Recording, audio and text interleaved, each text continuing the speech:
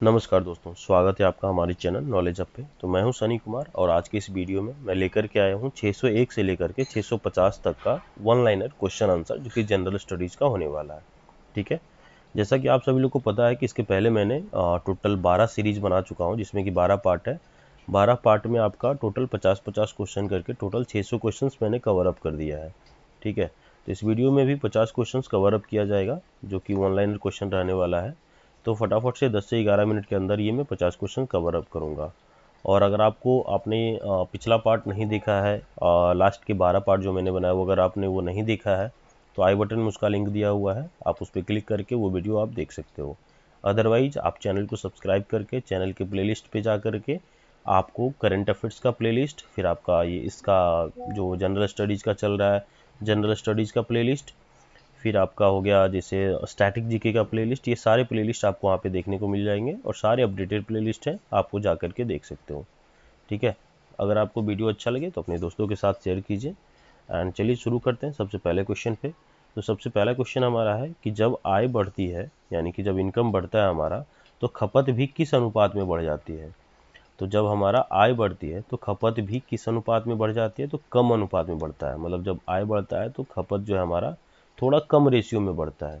ठीक है, नेक्स्ट है हमारा कि इंद्रधनुष तब बनते हैं जब सूर्य का प्रकाश, कब बनता है इंद्रधनुष, तो जब सूर्य का प्रकाश वायुमंडल में वर्षा बूंदों पर गिरने से, यानी कि वायुमंडल में जो वर्षा का बूंद होता है उस पर गिरने से अपवर्तन और आंतरिक परावर्तन होने पर विकीर्ण हो जाता है। यानी कि जब सूर्य का प्रकाश वायुमंडल में जो वर्षा का बूंद रहता है उस पर गिरने के कारण उस पर गिर जाता है, जब सूर्य का प्रकाश वायुमंडल में जो वर्षा का बूंद है उस पर गिरने के बाद जो प्रकीर्णन और जो अपवर्तन हो जाता है, यानी कि आंतरिक परावर्तन और अपवर्तन हो जाता है, उसके कारण जो विकीर्ण हो जाता है प्रकाश का रंग, तो अलग अलग 7 रंगों में विभाजित हो जाता है। यानी कि जब सूर्य का प्रकाश वायुमंडल में जो वर्षा का बूंद रहता है उस पर गिरेगा तो गिरने के बाद जो अपवर्तन और जो आंतरिक परावर्तन होता है उसके बाद से जो 7 अलग अलग रंग निकलते हैं उसी को ही इंद्रधनुष बोला जाता है। ठीक है, नेक्स्ट हमारा कि राष्ट्रीय दृष्टिकोण से निम्नलिखित में से क्या सूक्ष्म दृष्टिकोण को दर्शाता है। तो इसका करेक्ट आंसर हो जाएगा टिस्को की बिक्री का अध्ययन। टिस्को की बिक्री का अध्ययन इसका करेक्ट आंसर हो जाएगा। ठीक है, नेक्स्ट है हमारा पारिस्थितिक तंत्र किससे मिलकर बनता है। तो पारिस्थितिक तंत्र जीवीय समुदाय और उसके निर्जीव घटक से मिलकर बनता है। ठीक है, नेक्स्ट हमारा विंडोज एनटी की क्या विशेषता है। तो विंडोज एनटी की विशेषता मल्टी प्रोसेसिंग को सपोर्ट करती है। तो विंडोज एनटी जो है मल्टी प्रोसेसिंग को सपोर्ट करती है। नेक्स्ट है निम्नलिखित में से क्या उच्च न्यायालय यानी कि हाई कोर्ट और उच्चतम न्यायालय सुप्रीम कोर्ट दोनों की अधिकारिता के अधीन आता है। यानी कि क्या है जो कि high court and supreme court दोनों की अधिकारिता के अधीन आता है। तो इसका करेक्ट आंसर हो जाएगा मूल अधिकारों का संरक्षण। यानी कि जो हमारा मौलिक अधिकार है उसका संरक्षण जो है हाई कोर्ट और सुप्रीम कोर्ट दोनों में आता है। ठीक है, नेक्स्ट है हमारा कि लोगों के मौसमी प्रवास को क्या कहा जाता है। लोगों के मौसमी प्रवास को ऋतु प्रवास बोला जाता है। क्या बोला जाता है, ऋतु प्रवास। ठीक है, नेक्स्ट हमारा पूंजी बाजार का संबंध किससे है। तो पूंजी बाजार का संबंध है दीर्घकालिक निधि से, दीर्घकालिक निधि से। ठीक है, नेक्स्ट है भारत में नई कृषि रणनीति कब शुरू की गई थी। तो 1966 में, 1966 में। ठीक है, नेक्स्ट है ब्रांडेड वस्तुओं की बिक्री किस स्थिति में आम बात है। ब्रांडेड जो वस्तुएं होती है उसकी जो बिक्री है वो किस स्थिति में आम बात है।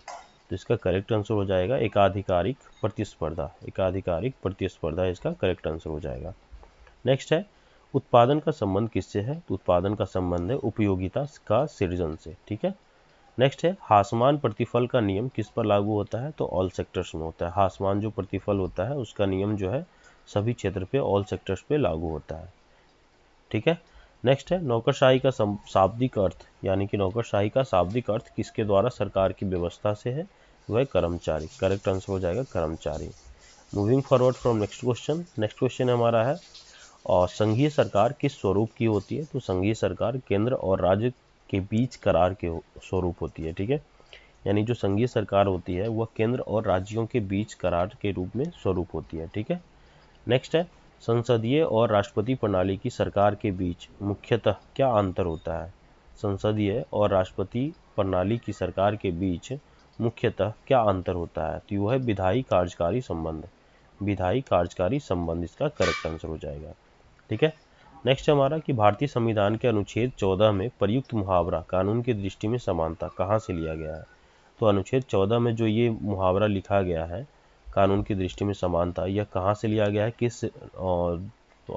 किस कंट्री से लिया गया है, तो वह लिया गया है ब्रिटेन से। इसका करेक्ट आंसर हो जाएगा ब्रिटेन।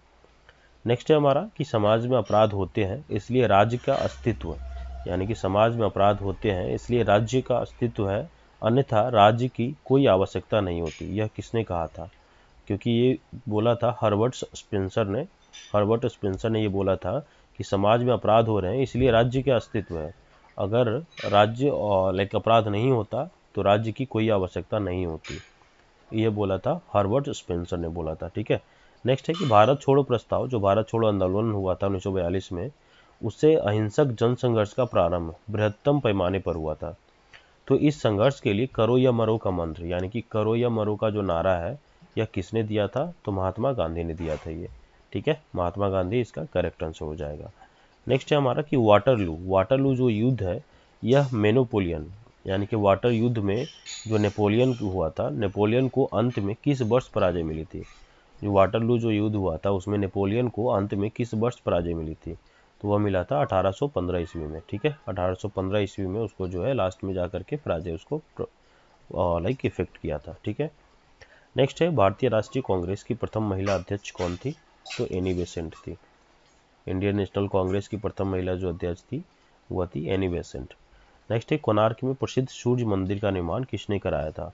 तो कोणार्क में प्रसिद्ध सूर्य मंदिर का निर्माण करवाया था नरसिम्हा प्रथम ने। नेक्स्ट है भारत में वन्यजीव संरक्षण अधिनियम कब लागू किया गया? तो भारत में वन्यजीव संरक्षण अधिनियम लागू किया गया 1972 में, 1972 ईस्वी में। उसके बाद है आर्कोज किस प्रकार की चट्टान होती है? तो आर्कोज जो है अपसादी चट्टान होती है। आर्कोज अपसादी चट्टान होता है। ठीक है। उसके बाद है कृषि के अत्यधिक विशेषीकृत रूप का संबंध। कृषि जो है उसके अत्यधिक विशेषीकृत रूप का संबंध जो है किससे है? जिसमें कि कॉफ़ी, चाय और रबड़ जैसी फसलें उगाई जाती है।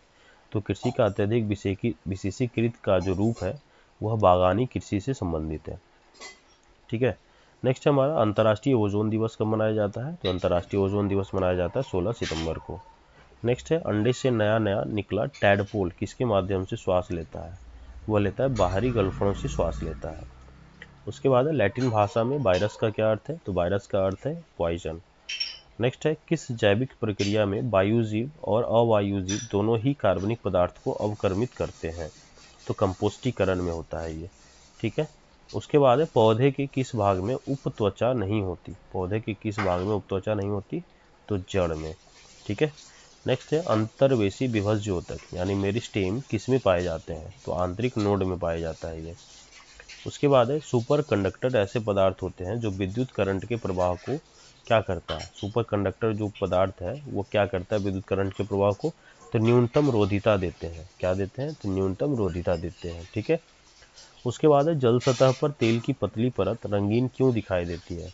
तो जल की सतह पर तेल की जो पतली परत होती है वो रंगीन दिखाई देती है क्योंकि ये व्यक्तीकरण के कारण। ठीक है, व्यक्तीकरण के कारण जो है ऊपर की सतह जो है वह रंगीन दिखाई देती है। ठीक है। नेक्स्ट है वेग मापी टैकोमीटर। टैकोमीटर का जो प्रयोग है किसके मापन के लिए किया जाता है? तो घूर्णन गति के मापन के लिए किया जाता है। इसका करेक्ट आंसर हो जाएगा। नेक्स्ट है जब कैथोड किरणें उच्च आणविक भार के लक्ष्य से टकराती है, जब कैथोड की किरणें उच्च आणविक भार के लक्ष्य से टकराती है तो वो किसे उत्सर्जित करती है? वह एक्स रे को यानी कि एक्स किरणें को जो है उत्सर्जित करती है। ठीक है। नेक्स्ट हमारा विभिन्न कंप्यूटर केबल और किसके द्वारा लैन से जुड़े होते हैं? तो इंटरफेस कार्ड से जुड़ा होता है। इंटरफेस कार्ड होता है उससे वो जुड़ा होता है एक दूसरे के साथ। ठीक है। नेक्स्ट है सल्फर का मुख्य प्रयोग किसके विनिर्माण में होता है? तो सल्फ्यूरिक एसिड में होता है, H2SO4 में होता है। ठीक है, सल्फ्यूरिक एसिड का जो केमिकल फॉर्मूला है H2SO4 है। नेक्स्ट है विभिन्न तत्वों के परमाणुओं में क्या होता है? तो विभिन्न तत्वों के परमाणुओं में भिन्न भिन्न परमाणु संख्या और भिन्न भिन्न संयोजी इलेक्ट्रॉन संख्या होती है। ठीक है। उसके बाद एक कार्बनिक यौगिक किस प्रकार के होते हैं? तो कार्बनिक यौगिक होते हैं सहसंयोजी यौगिक, यानी कि किस प्रकार के यौगिक होते हैं? तो सहसंयोजी यौगिक होते हैं। ठीक है। उसके बाद है विटामिन ई के अभाव में क्या होता है? तो प्रजनन क्षमता में कमी होती है। विटामिन ई जिसके शरीर में कमी हो जाएगी तो प्रजनन क्षमता में कमी हो जाएगी। ठीक है। उसके बाद है मुख्य पीड़क जंतुनाशी गुण किस में होते हैं? तो मुख्य पीड़क जंतुनाशी गुण होते हैं फुंगामिया में। किसमें होते हैं, तो पोंगामिया में होते हैं। ठीक है, उसके बाद है हमारा कि ग्रीन हाउस इफेक्ट मुख्यतः वायुमंडल में किसकी वृद्धि के कारण होता है, तो कार्बन डाइऑक्साइड के कारण होता है। ठीक है, नेक्स्ट है हरित ब्लॉकों का संबंध किससे है, तो हरित ब्लॉकों का संबंध है जैव ईंटे से यानी कि बायोब्रिक्स से। ठीक है, किससे संबंध है, तो बायोब्रिक्स से है। ठीक है, उसके बाद है हमारा कि भारत में अपना पोलियो मुक्त स्टेटस किस माह में मनाया गया। भारत में अपना पोलियो मुक्त स्टेटस किस माह में मनाया गया, तो फरवरी 2014 में मनाया गया। फरवरी 2014 में मनाया गया। ठीक है, नेक्स्ट है तेलंगाना राज्य किसका विभाजन है, तो आंध्र प्रदेश का, यानी आंध्र प्रदेश से ही बट करके अलग हुआ है तेलंगाना राज्य।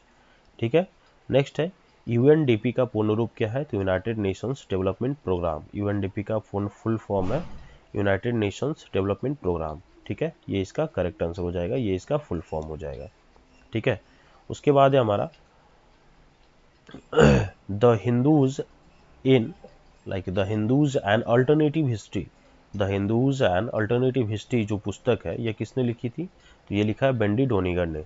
बेंडी डोनिगर ने the Hindus and alternative history जो पुस्तक है उसका उन्होंने लिखा है, यानी कि लेखक रह चुके हैं। ठीक है, नेक्स्ट है हमारा अर्थशास्त्र के जनक कौन है, अर्थशास्त्र के जनक है एडम स्मिथ। एडम स्मिथ जो है अर्थशास्त्र के जनक है। ठीक है, नेक्स्ट हमारा कि नोबेल पुरस्कार कौन सा देश देता है, तो स्वीडन देता है। नोबेल पुरस्कार कौन सा देश देता है, तो स्वीडन देता है। उसके बाद है भारत में प्रथम न्यूक्लियर विस्फोट कहाँ किया गया था, तो पोखरण में किया गया था। भारत में प्रथम न्यूक्लियर विस्फोट कहाँ किया गया था, तो पोखरण में। ठीक है, ये इस वीडियो का सबसे लास्ट क्वेश्चन है 650 नंबर कि जवाहर रोजगार योजना कब शुरू की गई थी, तो 7वीं पंचवर्षीय योजना में शुरू की गई थी। ठीक है, तो इस वीडियो में मैंने टोटल 50 क्वेश्चन कवर अप किए हैं एंड इस वीडियो में टोटल जो है 50 क्वेश्चन कवर अप किया जा चुका है। ठीक है, इस वीडियो में अंत तक बने रहने के लिए बहुत बहुत धन्यवाद आपका। अगर आपको ये वीडियो अच्छा लगे तो अपने दोस्तों के साथ शेयर कीजिए और इस चैनल को लाइक शेयर एंड सब्सक्राइब जरूर कर लीजिएगा, ताकि आपको नेक्स्ट पार्ट जो है इमीडिएट बेसिस पे और टाइमली पे रेगुलर बेसिस पे आपको वीडियोस प्रोवाइड किया जा सके। ठीक है, इस चैनल पे आपको डेली बेसिस पे जैसे इसका जो जनरल स्टडीज़ का क्वेश्चन हो गया, फिर जनरल साइंस का, स्टैटिक जीके का, करंट अफेयर्स का, तो ये सारे वीडियोज़ आपको रेगुलर बेसिस पे मिलते रहेंगे। ठीक है, सो अंत तक बने रहने के लिए धन्यवाद। Thank you so much for watching my channel and all the best for your future exams.